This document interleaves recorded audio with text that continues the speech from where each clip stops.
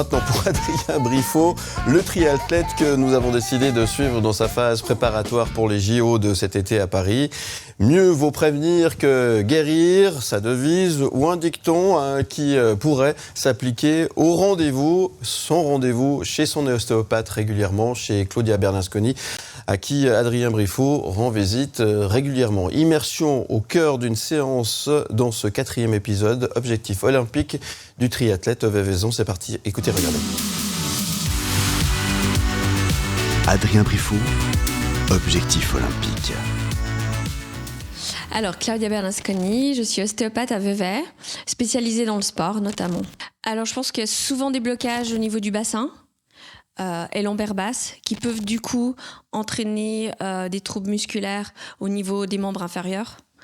Après le reste, c'était plutôt lié à l'accident aussi au niveau de son épaule, où là du coup on a dû travailler plus sur les chaînes supérieures, mais en principe en dehors des accidents c'est plutôt les chaînes inférieures où Adrien a des problèmes.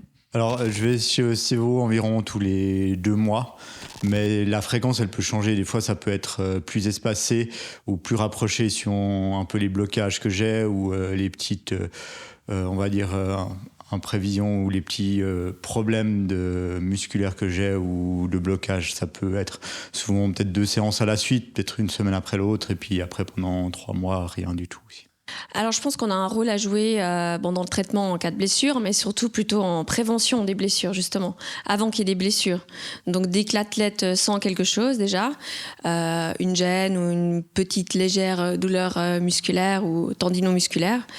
Et puis l'autre chose je pense c'est justement le pur préventif, donc c'est-à-dire avant que l'athlète sente quelque chose, et donc de voir s'il y a un blocage mécanique à quelque part au niveau squelettique, et pour prévenir peut-être ce qu'il ne va pas sentir et peut-être forcer sur une chaîne mécanique qui est dysfonctionnelle et puis régler ça avant une blessure et prévenir en fait tout ce qui est tendinopathie, fracture de fatigue ou ce genre de choses.